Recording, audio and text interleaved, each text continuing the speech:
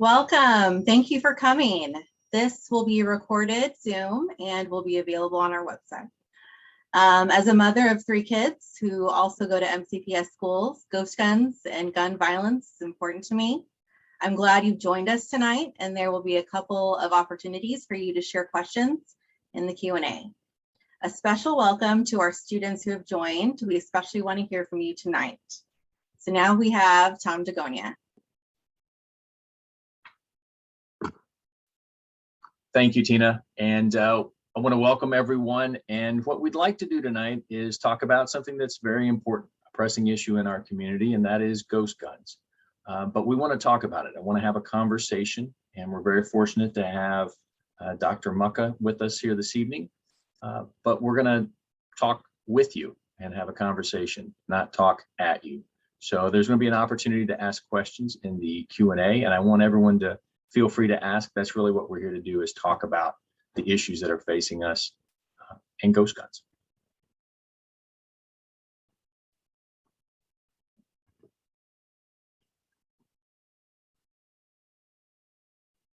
It's my great pleasure to introduce Dr. Lilia Mucka. Too often our conversations on school and community gun violence are focused on firearms, on whether or not we should have SROs, teachers, and parents.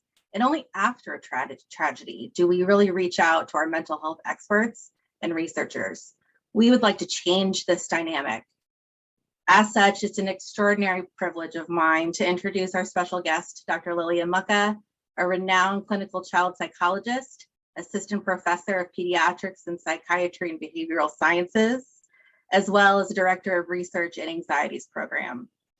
Dr. Mucka earned her PhD from Wayne State University, completed an internship at Children's National Medical Center, followed by a fellowship at Rothman Center for Pediatrics Neuropsychiatry. And Dr. Mucka practices locally. Dr. Mucka specializes in depression and anxiety disorders in children and adolescents, including the treatment of obsessive compulsive disorder, and tic disorders, PANDAS, among others. Dr. Mucka utilizes cognitive behavioral therapy, exposure response prevention, dialectical behavioral therapy, and the comprehensive behavioral intervention for tics. She takes a patient-centered approach to help youth and their families to build skills and reach their therapeutic goals. Dr. Mucka's research interests include parent and child motivation, barriers to treatment, and goal engagement and treatments for anxiety disorders.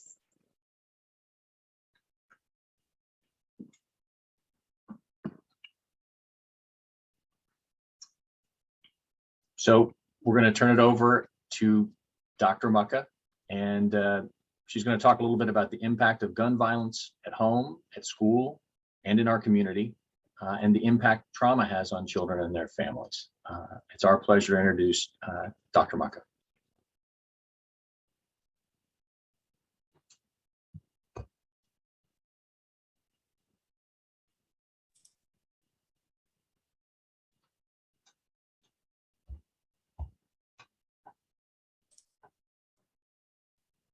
I think my audio is working. I don't know that I can start my video. You are on audio, and we need to have somebody pin you so that you can be on video.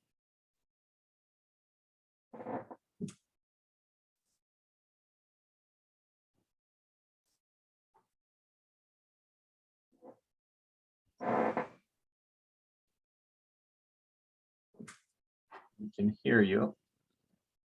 And I'm happy to jump in and get started. Sure, go ahead. I know a lot of times people hop on and can't see all the screens, so we can wait for that to pop in. But yeah, I'm really happy to have the opportunity to be able to talk a little bit with everyone here today. I think there's probably a mix of families and parents and students from the community, and I want our time to really focus on the things that matter and that are useful to you. So I think we'll have some time to talk through some questions, but I just wanted to talk about gun violence and the impact that it's had, especially if we think about the last decade or so. And we all know, we hear about it in the news, and we experience it in our communities and at school. The numbers are really high. There have been hundreds of shootings, whether it's larger mass shootings or smaller events or incidents, whether, sometimes students or teachers or community members are injured or not. The reality is that these events are really traumatizing. It's very scary. It's scary when you're a teenager and you're just starting to understand the world, and understand the safety and the support that you have. And then there's gun violence, and it kind of shakes that, and can feel really scary to question the world and what you understand about things. And the impact of that is a trauma response for a lot of us. And it doesn't even have to be, violence in our school or in our community. Even hearing about it nationally or internationally can have really big trauma effects. And that could look a lot of different ways, where maybe you suddenly notice a difference in how you feel physically. So feeling a little bit more shaken, or feeling unwell, noticing that you're startling or you're on edge, noticing that maybe things don't bring you joy the same way that they used to, or you're feeling more stressed or more overwhelmed by day-to-day activities, or even just feeling like you're, pulling away from people or having a hard time connecting. And that really disrupts functioning. That gets in the way of you, if your English teacher and your math teacher and your social studies teacher all gave you big projects, and now your body is kind of feeling like it's on fire, it's really hard to do the things that you need to do as a student. And it's really hard as a parent to figure out, how do I support my kids and my family in this really scary environment? So I think it's tough. And I think it's important when we talk about understanding gun violence and trauma to talk about the role of technology too, and to kind of talk about the impact that COVID has had on all of this. With technology, I think it can be really fantastic. There are a tremendous amount of advantages in being connected in this digital way. I think during COVID, it actually served a really good purpose, where, teens or even adults had the chance to connect with friends or keep in contact in what otherwise would have been a really, really isolating time. So I think that's a fantastic part of technology and a great element of social media. But there is a lot on the internet. There's a lot of social media options, and it's overwhelming. There's not a lot of education about the internet or technology and social media. People might just mention it or say, don't do it. But, teens and adults don't have a lot of knowledge about, how to utilize technology and how things can be risky versus how you can take some responsibility and control about, what can happen on social media, and how your presence on social media is designed by you. It's not designed by the social media. And sometimes it can feel like that's not true, right? And so I think, being empowered to recognize that, like, wait a second, I do have a lot of say and a lot of responsibility on how I interact on social media, how I use technology, and starting that conversation, early, and encouraging that conversation with trusted adults, but also encouraging that conversation with peers and with classmates to kind of normalize and talk about some of these things. I think a lot of teens are probably thinking that social media can be overwhelming, or questioning, how do I balance taking accountability and staying responsible, but also not getting judged by my peers, right? Well, and I think that's a perfect segue into really why we're here tonight. And unfortunately, we've had a series of events that have gone on in the county, of very troubling community events. Over the summer, we had a running gun battle in Germantown neighborhood. with shots fired that was caught on the home security camera. We had a homicide where a 14-year-old used a ghost gun to shoot at other children and actually killed another person. Multiple shootings and firearms discharges in downtown Silver Spring area, and really the proliferation of ghost guns. In 2019, the ATF said they took 10,000 ghost guns off the street. And here in Montgomery County, we had, in 2019, there were only 16 ghost guns that were seized. In 2020, there were 56. And then in 2021, there were almost 70 ghost guns that were taken. Those are the ones they actually took off the street. And exponentially more in Prince George's County and in Baltimore City. Baltimore City is on track to recover over 700 ghost guns. And so far this year in Montgomery County, there have been 5 seized at schools. And which brings us really to, I think, what has captured a lot of people's attention now is the shooting at Magruder High School. It literally just happened right up the street from where I live. My kids went to Sherwood High School. They had friends at Magruder High School. And I think what people are really struggling with, and a dynamic that hopefully you can shed some light on, is how is it that we could have a shooting in a school, the first shooting on a property in Montgomery County, the school property? How could we have that type of interaction?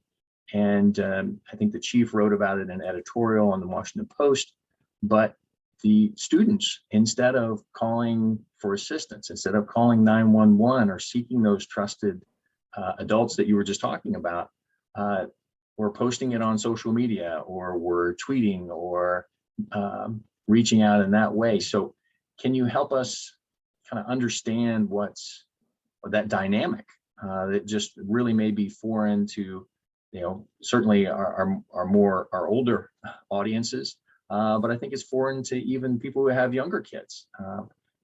Help us understand that dynamic a little bit.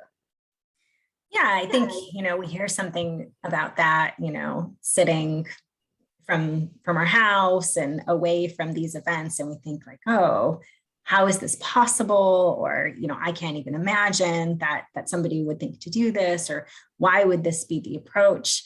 And, I think it's important to step back and understand that, we're thinking about this as adults who, have fully developed brain functioning and can kind of understand all the really complex ways of thinking about things.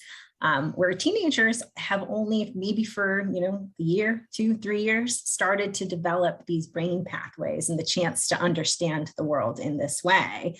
And so that ability to stay really calm and to think critically and to think a lot about the consequences or the pros and cons, that's harder for teens. And then you have a situation where there's something that is traumatic, and now it's triggered that really strong distress response where your heart is racing and you're panicking and you're scared and you're involved and you're thinking, oh, what do I do in this situation? And I think it can be very easy to fall into this idea that, oh, well, if I post this, it's getting it out there, people will see it this way, right? Mm-hmm.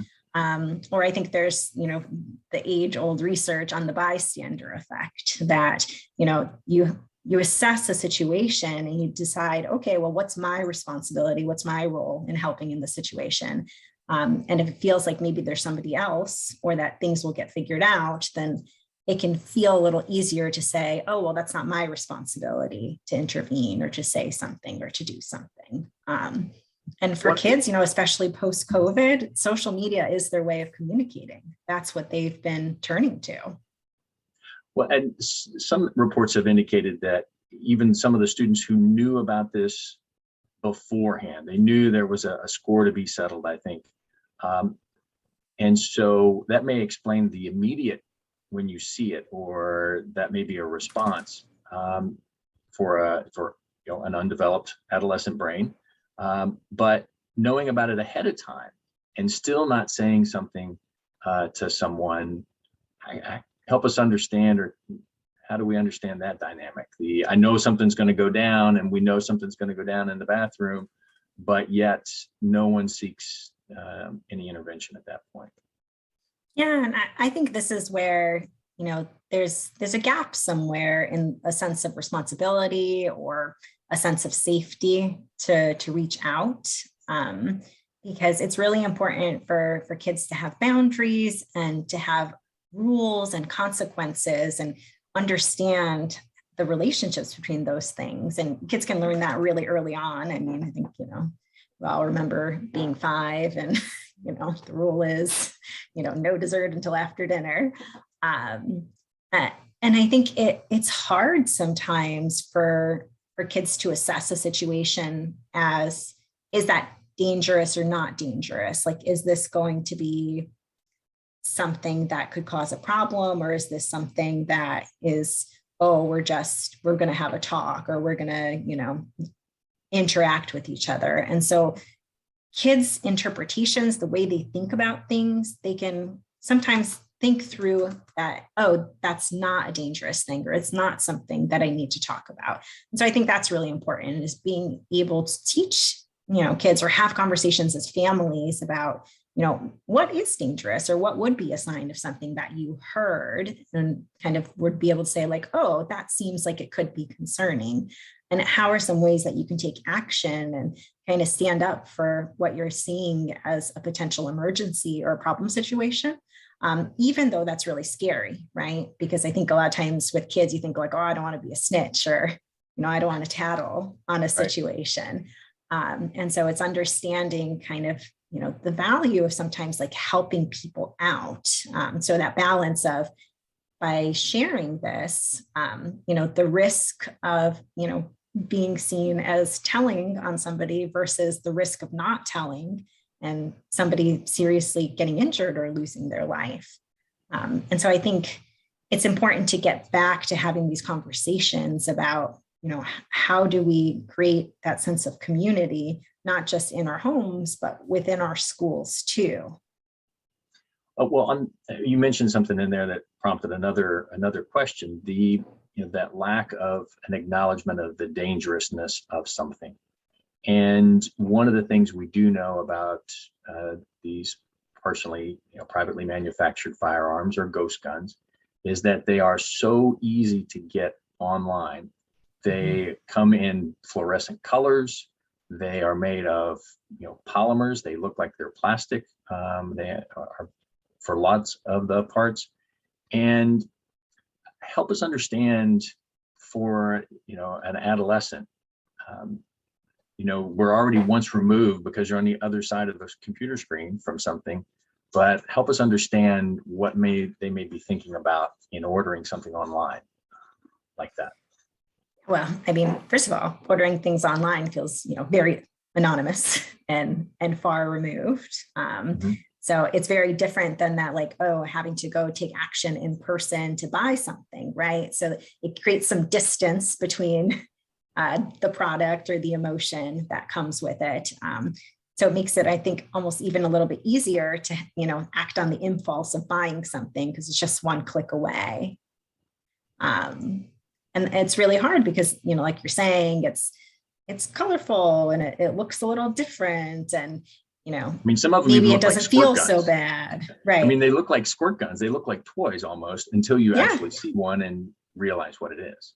Right, which can be really scary, and they can be really, very dangerous. And so I think that's a difficult thing too, is understanding, just how dangerous this can be and what that means purchasing it and bringing it into a school. Right. Now, and after the shooting, it was reported that some of the students, they actually went back to class with the person who is person who is alleged to have been the shooter in that.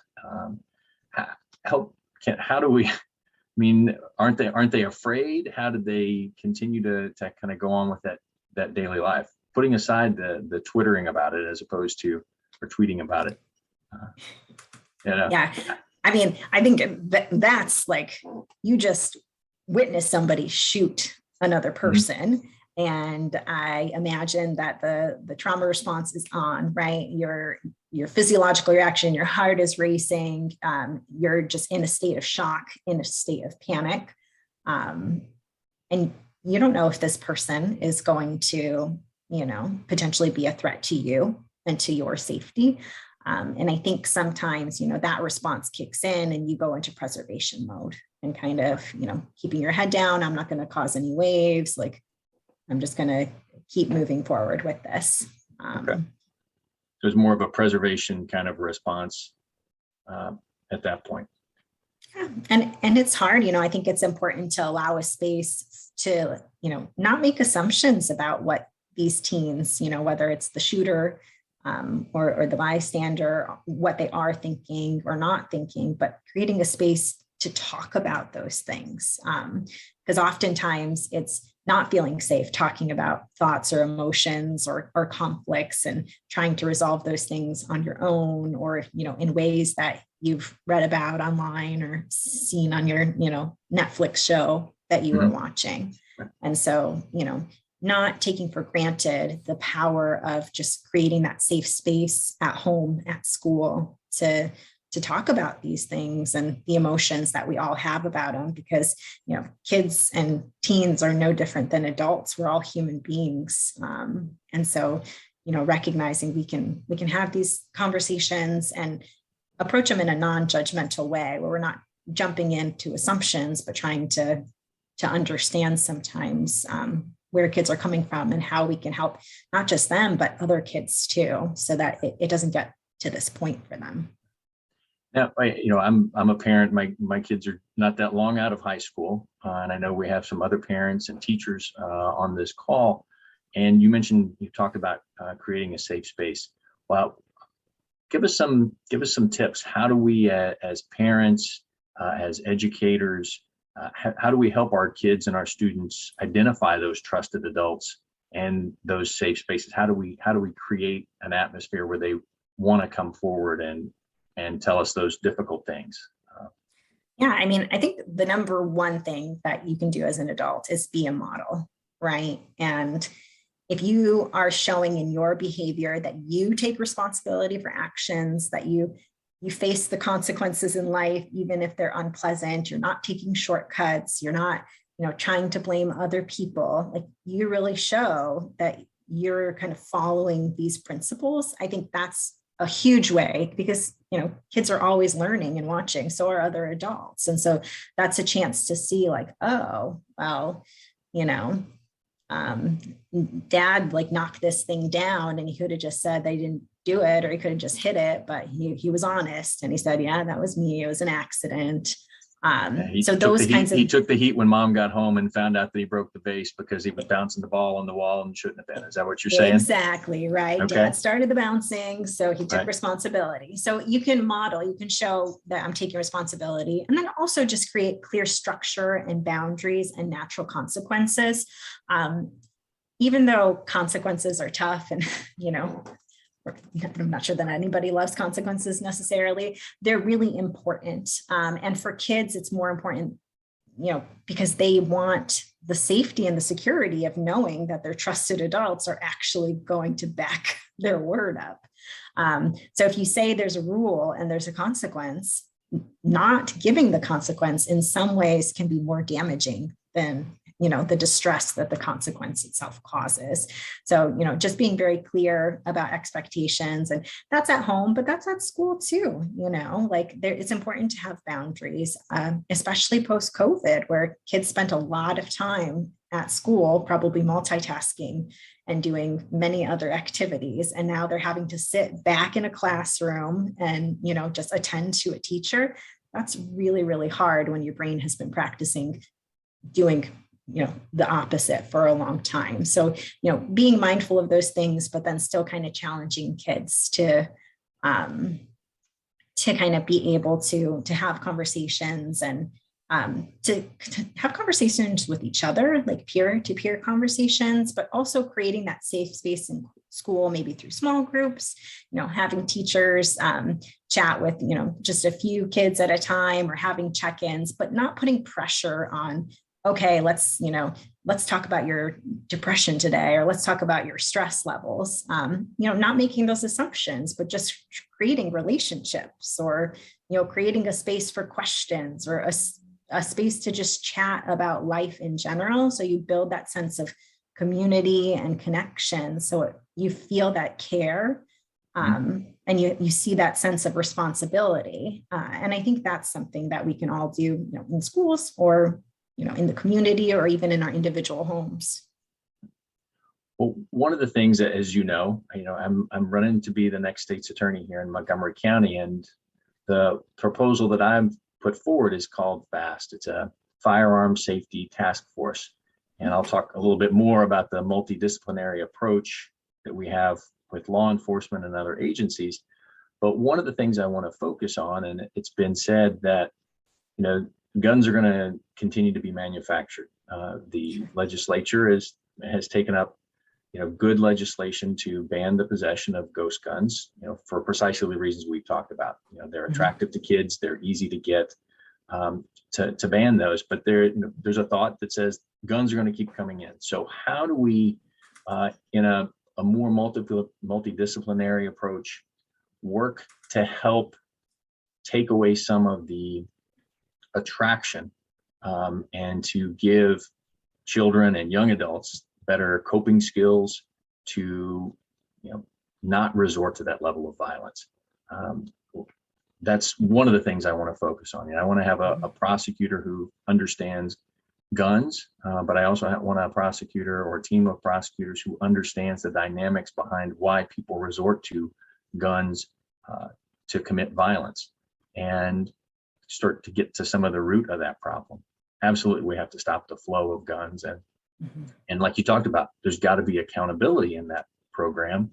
But what's the accountability, and how do we change that mindset? I'm interested to hear your thoughts. That's kind of, you're the expert on that, the psychological dynamic portion of it.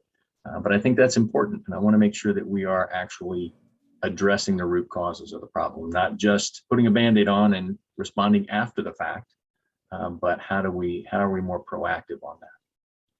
Yeah, and I think with this kind of ties back to the technology and just the exposure to so much information through the internet or social media, or television shows that you're watching. I mean, kids are learning early on about a lot of really heavy topics and subjects, just from this technology exposure. And then we have so much gun violence that's happening in schools, in communities, or if it's not happening in your community, then you're hearing about it on the neighboring community, on the news. So I think the information is out there that these things are happening, and you hear so often this link to mental health. And I think there's a good study that kind of assessed teens and their understanding of social media and technology, and self-reported, the evidence showed that teens themselves believe that technology can, negatively impact mental health and be a place where cyberbullying occurs, and even have addictive properties. 11 to 18-year-olds recognizing this. But then further digging, when asking a little bit about what do you know about technology and safe versus risky technology use, or what does mental health mean to you? It was really clear that a lot of teens didn't have a good sense of what's safe or not safe. And a lot of teens didn't understand that mental health is just a state of being for all humans. The teens were interpreting that mental health meant that you were unwell, and that it must be a problem. And so I think that's a really important thing to step back and remember, is that we need to normalize that we all have mental health. We all have exposure to technology and to information and to trauma. And so how can we normalize this discussion and this experience of talking about these things, and, providing supports, not after the fact, but from the start, or, normalizing having the discussion when there's no problem at all, right? There is no difficulty. You just have mental health, then it's going well, right? But it can still be important to talk about it and create a space for that. So I think that's really critical. Well, especially if you're dealing with, children who are being introduced into the juvenile justice system. And I know there was recently an 18-year-old, so he was an adult who was arrested and convicted of having 2 handguns, 2 ghost guns in his bag, playing basketball outside of an elementary school. And so what is the, coming at this from a prosecution standpoint, and you want to certainly keep the community safe and you want to keep guns off the street, but if this young man is 18 years old, how do you approach a sentence for him, because he has broken the law? How do you approach a sentence for him that is going to be constructive, that is going to help keep the community safe, so that he doesn't resort back to gun violence, or that he doesn't resort back to crime? How do you approach that? Because he's 18, right? And the study shows that he's probably not fully developed mentally until 23, 25, something like that, depending upon the study. Yeah. What are some of the things that, I want to have a constructive sentence here. What are some of the things that I should be looking at in asking for an appropriate sentence for that young man? Yeah, I think it's a good question. It goes back to the idea of, natural consequences. I think it is important to have rules and to have consequences and for those things to be clear. And I think it's really important when you have a consequence or, a sentence, or you're thinking about these things, what's your goal long term? Like, what do you really want for this 18-year-old? Do you want him behind bars for X amount of time and then like, good luck? Do you want him to, have a worldview that's different than the current worldview? Do you want him to feel safe in his community, or help him understand what that means or what that looks like? Do you want to create a space where there's, an ability for learning, or, trust in the system, or, a potential for a rupture or even greater distance? And I think that's why it's so hard to think about, well, how do we approach a situation like this? And I think the thing that's really going to make the difference is thinking about the long-term effects, and how do you actually make lasting change, for this individual and for the people that he interacts with in the future, right? And this is all within the context of, is he in a community where he feels safe, or is he not? And how difficult is that when you don't feel safe, and you feel like, well, I want to, get this ghost gun because my best friend just got shot last week, and now I'm really scared. So it really is, and to your point, I think every sentence should be one where the consideration is, does this make our community safer? And simply locking someone up for a longer period of time doesn't necessarily make us safer. It may only exacerbate, problems or racial disparities or other issues that are already existing in the community. And so is it fair to say that, you want to look at the community where that person lives, where, he or she goes to work, and that they feel safe? Because I've got a responsibility to the community, because I want the community to be safe, but also a responsibility to that individual to make sure that, they're going to be returning. There's going to be a consequence, because you have to have rules, you have to have consequences, right? But you don't want the consequence to be so drastic that you're compounding an existing problem already. Is that? Yeah, well, you want your consequence to inspire a sense of responsibility and accountability, right? You want to increase kind of pro-social behaviors and decrease the chances that somebody's going to have guns in their backpack, right? Right. So sometimes you really have to step back and think about, well, is this consequence actually going to make that change happen in the direction that I want to? And if not, then it's thinking about, well, how do I make sure that the consequence includes all of the pieces that are going to be necessary to start to make change, right? And, affecting change in one person, is a small step, but can have a really, really huge ripple effect. And I don't know, I know we're getting close to our time here. I want to make sure if we have questions coming in, that we're able to do that. As those come in, I do want to just outline a little more about kind of what my thinking is. I appreciate you sharing your thoughts on sentencing and those things. But in investigating and prosecuting gun violence and gun crimes, for everyone who's tuned in, the Senate, the Maryland Senate, is entertaining the gun violence bill to ban ghost guns. It's a 3-year misdemeanor for the possession of that. A ghost gun is a gun that's manufactured that doesn't have a serial number. As we talked about, sometimes they look like, a kid's squirt gun. And, as I'm doing this, please feel free to put your questions in the chat. And, what I want to do is put a prosecutor or several prosecutors who are specially trained in the use and intervention and interdiction of guns, so that we're not looking just at ghost guns, but we're looking at all firearms.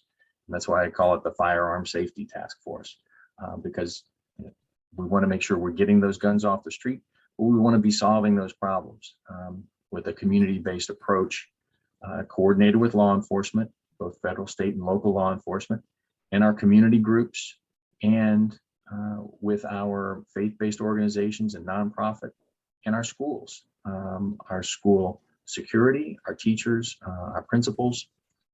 And we want to advocate for reform and teach people some of the things that you had talked about, Doctor, modeling those right behaviors, but teaching that personal responsibility. And when necessary, prosecuting so that there is that consequence, and a consequence that people know is out there. And we want to be informed by data. We want to know, is this working? Is this not working? Does it work in this community? Does it not work in that community? As we approach that. So we want to make sure that we're what we're doing. So we've got a couple of questions coming in. What can we do in Montgomery County to prevent the proliferation of ghost guns? Well, we've got some tools available to us already in law enforcement. The first thing is we have to have a concerted policy towards guns, that we're going to aggressively go after and pull guns off of the street and seek appropriate sentences that help rehabilitate, that keep people safe. And if you're engaged in the sale of illegal guns, or you're bringing guns in and you're discharging them, then you're going to have a serious consequence that comes along with that. And there will be substantial incarceration if that's appropriate in that case. But we have to have a unified, concerted effort, and we just don't seem to have that now. Cases may come into district court, they may come into circuit court, the different levels, and there's just really not a concerted effort. How does the state's attorney work to regulate ghost guns? If they were shipped in a UPS package, what can the state's attorney do? This is this is not a new phenomenon. Ghost guns have been around for 3 or 4 years and have been increasing exponentially.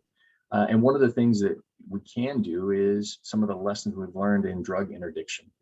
That is, and with, unfortunately, online child exploitation, some of those techniques and tactics that have been used, we can employ that, and law enforcement is employing some of those, but again, not through a coordinated effort with a prosecutor or a state's attorney who's in the lead of that. And that's what I want to do with the creation of this task force, the Firearm Safety Task Force. And I'm clicking through some more questions.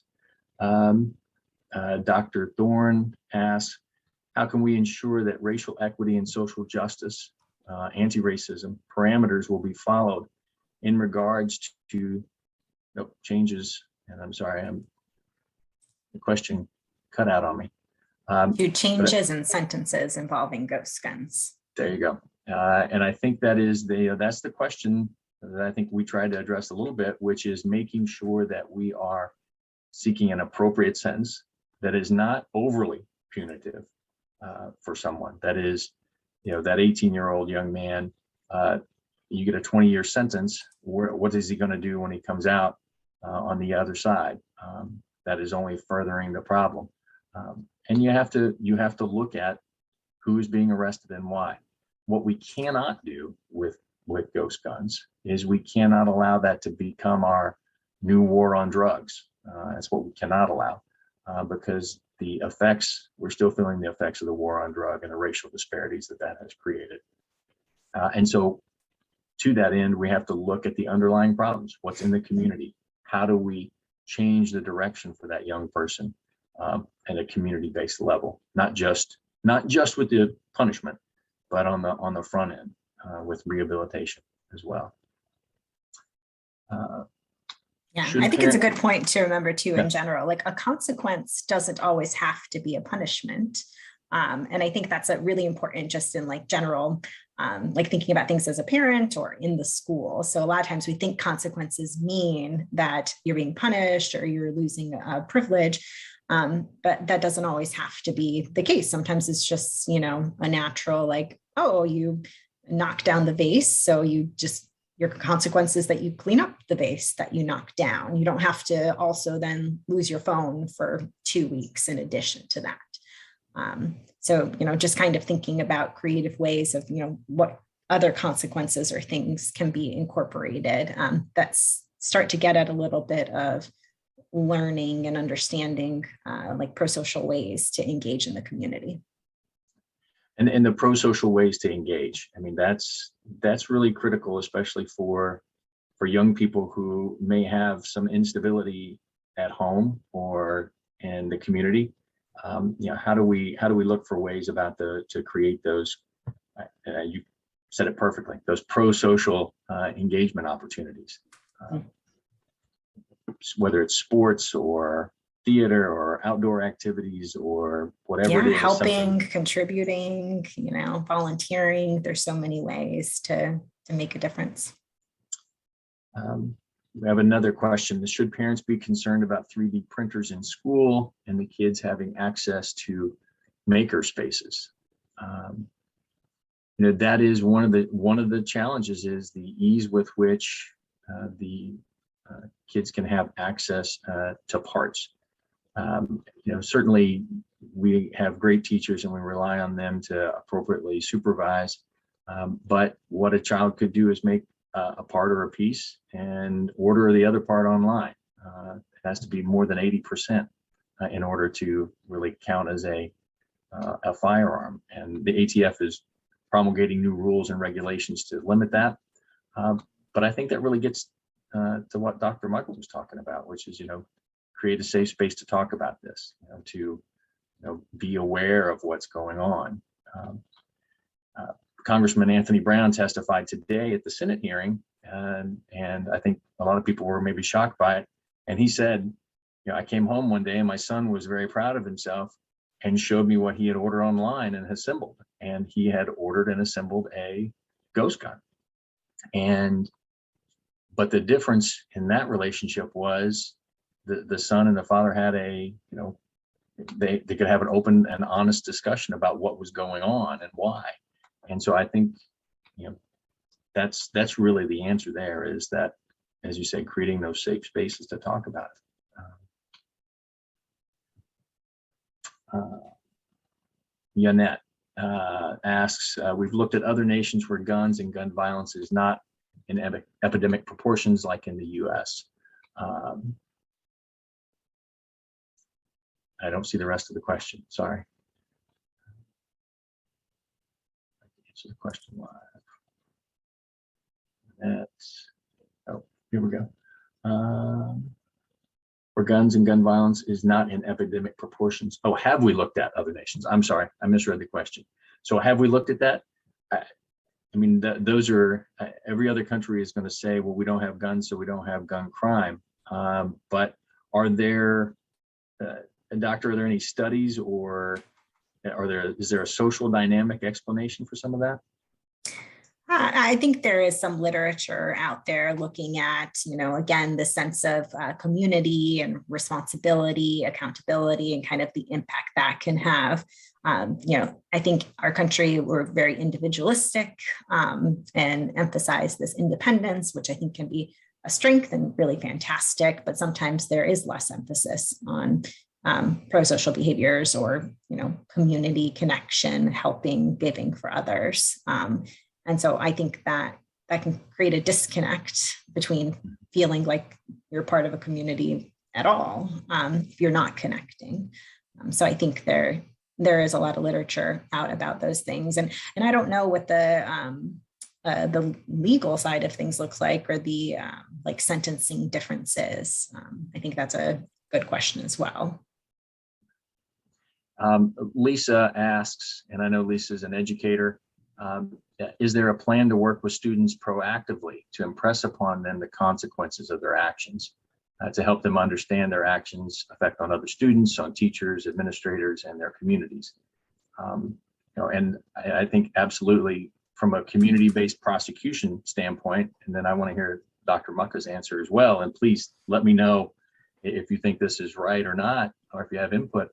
That is one of the keys to a community-based prosecution is, the teachers, the schools, the neighborhoods, the neighborhoods the kids come from, so that you're able to better engage with them and identify those positive resources that you can use to engage and talk about consequences, not to be scary, but to be educational in this and creating that sense of responsibility and community that you're serving.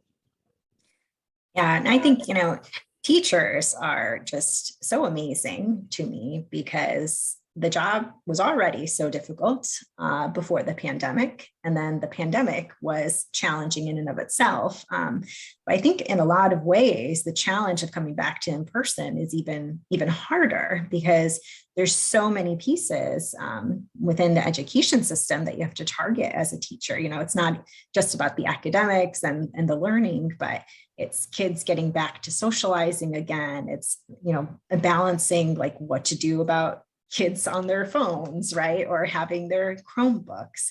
And so I think there are so many really complicated, difficult things to being a teacher. And, teachers work so hard to create boundaries and rules and have consequences, but it's really important that they have the support of the community to do these things, and I think that can be tough and that can be scary as a parent or as a community member, worrying about, oh man, is the consequence going to be too hard for these kids, or is that going to be too difficult? And so that's where the full community picture becomes really important, that, yeah, consequences will trigger uncomfortable emotions and make you feel bad or make you feel guilty. And that's really great practice for the rest of your life. And you're not alone. You're not being judged or kind of punished for these things. You're just learning that this is you. There was a rule. You had a behavior. This is the consequence, but we still support you. We're, talking with you, and we're going to, be able to move forward together as a team. And so I think it's really important to remember that teachers can't do this alone if they're going to, enforce a consequence that then perhaps a parent will say that they don't agree with, right? Or that the greater administration will counteract back. So having everybody on the same page and working together, I think, is an important part to realistically make this plan work. Well, and I couldn't have said it better myself if I'd asked you to say that, because I think that's a great way to end in tonight's session. Is we're going to do this together. We've got to do it together. We have to do this as a community. We've got to be engaged, and we have to have a proactive plan. We've got to go out there and create those spaces, create those opportunities to keep our community safe. We have to do it together. And I want to thank you, Dr. Leela Mucka, for spending some time with us this evening.